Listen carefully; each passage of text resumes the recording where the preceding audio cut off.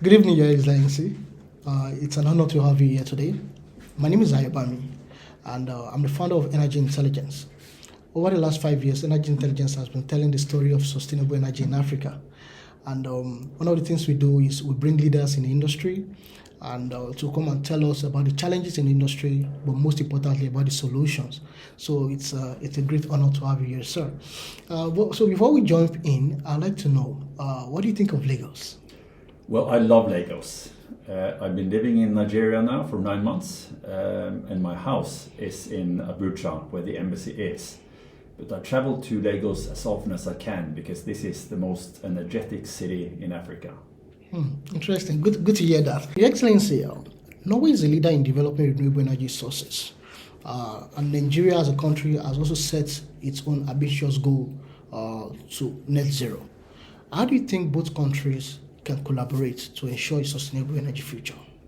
Well, I think there are many ways. And the history of Norway and renewable energy starts more than 100 years ago.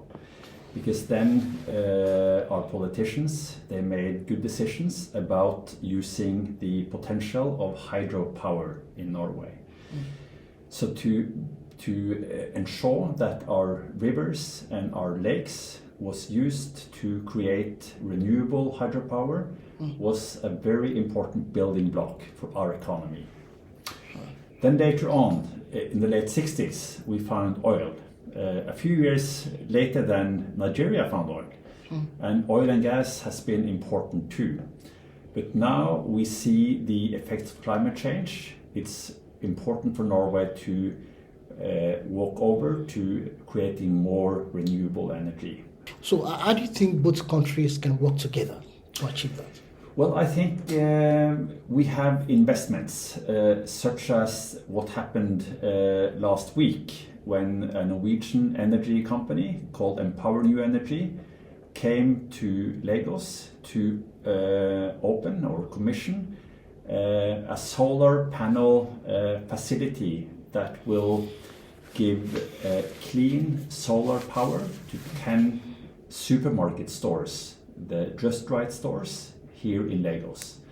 So that is a very concrete example of a US dollar 6 million investment that has come because there has been a private sector agreement to make this work. Interesting. I want us to move on to the maritime sector. Norway is known the world over for its success in the maritime sector. Nigeria also, we have a significant maritime industry, although we are yet to reach the potential. So how do you think Norway's knowledge and expertise can aid Nigeria, to get to that point? The maritime sector is a big and important part of the Norwegian economy, and we have a tradition in shipbuilding all the way back to the Viking era, 1,000 years ago, and we have a lot of competence in various companies and market actors within the whole blue economy field.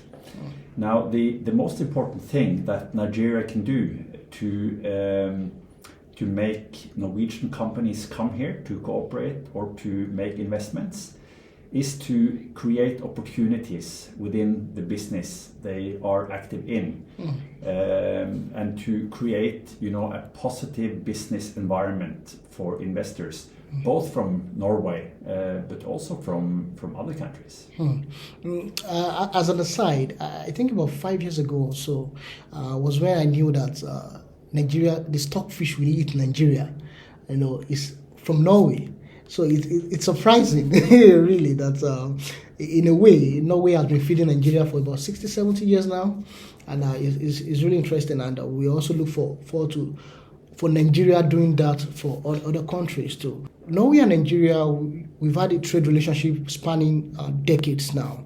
So how do you think both countries can leverage that relationship, right, to ensure sustainable practices and technologies in both nations? I always tell the story when I speak to a Nigerian audience who might not know that much about Norway.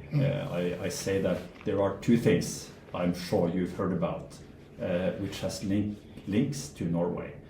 And one thing is, as you mentioned, the stockfish. which has been an important ingredient in the Nigerian kitchen for many, many years. The other thing that many knows is the football star of Manchester City, Erling Haaland, which is a Norwegian citizen. Many Nigerians know him. To your question, I think that we can find areas of cooperation that has a direct impact on sustainability. One example is recycling of plastics. The Norwegian investment company Norfund has invested in a Nigerian company called WeCyclers, who has organized a system of assembling plastic from the street, from the households, from anywhere in Lagos, and collecting this plastic waste and then turning it into a product that can be used to make new plastic products. And this is something that creates jobs for women who might otherwise not have a job. It creates an economy and it's good for the environment. And not least, it makes the streets cleaner. So it's a win-win-win situation. Earlier you talked about Empower New Energy investing some $1 million into the Nigeria economy. Going forward, do you see more of such investment between both countries? That is my dream. I think that the best thing I can see when it comes to development in any country, on any continent, is that you remove a diesel generator and you replace it with a solar panel facility. So you remove something that is expensive and polluting and very bad for the climate, and you introduce something that is now less expensive, more efficient, and also the cleanest energy you can get. And imagine how much sun there is in Nigeria. What a potential we have to create more of that solar energy. I think this is not new, but it's still a big potential to create much more. And what is needed, of course, is to get the investors in place, and to attract investors there has to be a business-friendly environment that is inviting investors to come, such as Empower New Energy. Speaking of Empower New Energy, when you talk about renewable energy, really, the face of renewable energy is the young people, the youth. What message do you have for Nigerian youth when it comes to renewable energy?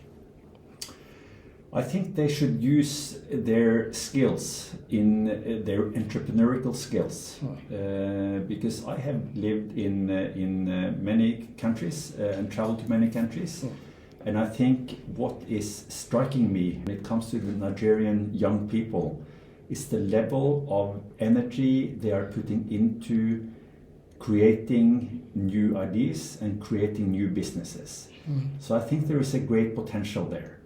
And of course, the government need also to support the young people, to give them the opportunity to go forward. And also there is international cooperation, including Norwegian, because we have a new actor in Lagos called Antler, which is a Norwegian company that helps young entrepreneurs to move on and make results with their business ideas. Interesting. That's a good thing, because one of the challenges all over the world, but particularly for Nigeria, one of the challenges young entrepreneurs really have is mentorship, funding to the next level, and I'm glad the Norwegian government is in support of that. So finally, what would you like to share with the Nigerian people regarding the importance of climate change and the potential of renewable energy? It's important to be very serious when it comes to climate change, because it's real and it's happening now. And we see in many parts of the world that it has a very severe effect already.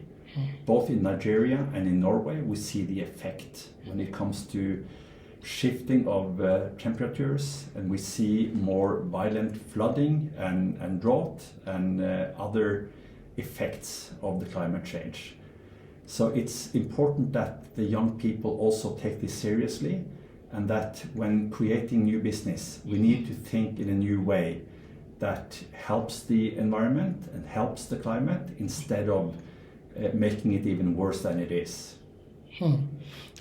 Thank you so much, Your Excellency. I mean, the last few minutes we've spent together has been really eye-opening, and I hope that your vision for the relationship between Norway and Nigeria will become successful. Thank you so much. And thank you so much for inviting me.